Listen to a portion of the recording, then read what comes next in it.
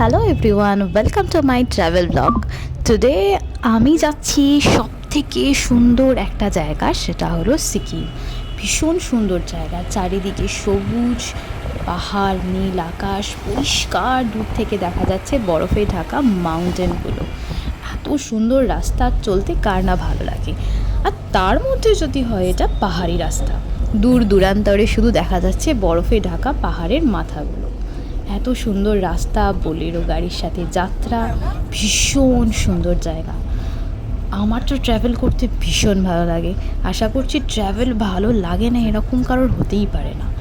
তার উপর যদি হয় সেটা পাহাড়, পাহাড় ভালোবাসে না, পাহাড় প্রেমী মানুষ হয় না, এটা হতেই পারে না। আমাকে তো পাহাড় এতবার ডাকে যে আমি 1 মাস অন্তর 1 মাসই আরেকবার চলে যাই পাহাড়ের কোলে। সেটা নর্থ বেঙ্গল হোক বা সিকিম হোক বা কাশ্মীর, পাহাড় তো পাহাড়ই হয়।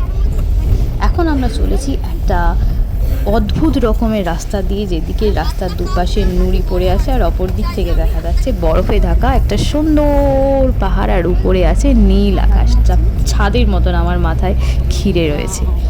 অপূর্ব সুন্দর জায়গা, নিজেকে এখানে হারিয়ে ফেলা যায়, এত সুন্দর।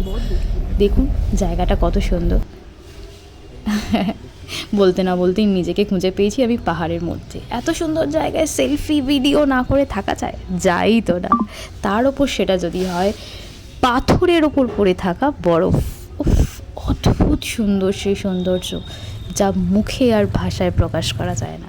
ভীষণ রকমের সুন্দর, এক মায়াবী স্বর্গরাজ্য।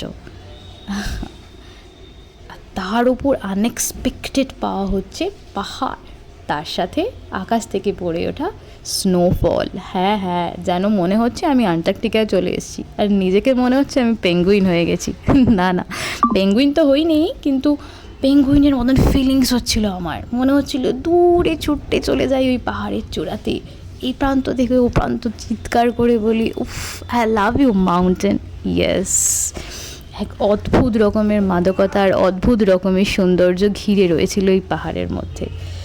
জানি না আমার মতন তোমরা পাহাড় ভালোবাসো কি না, কিন্তু আমার এই পাহাড়ের প্রতি একটা আলাদাই আসক্ত আর আলাদাই নেশা আছে, যেটা আমি ভাষায় প্রকাশ করতে পারবো না। বরফের মধ্যে এসেছি, একটু না বরফ খেললে হয়? হ্যাঁ হ্যাঁ হ্যাঁ, একদমই তাই। তাই বরফটা 2 হাতে নিয়ে ক্যামেরা পার্সনের দিকে ছুঁড়ে মেরেছিলাম। না, এরকম কোনো ব্যাপারই না। বরফটা এত হালকা যেন মনে হচ্ছিল ক্যান্ডি তুলোর মতন, মুখে দিলেই যেন মিঙে যায়, আর হাতে নিয়েই যেন পুরো সাদা তুলোর মতন। বরফ নিয়ে খেলতে কার না ভালো লাগে? Yes, I did it.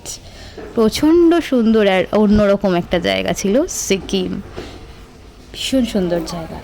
তার উপর আনএক্সপেক্টেড পাওয়া আবার একটা স্নোফল, বারবার যেন মনে হয় যে পাহাড়ের কাছে ফিরে যাই।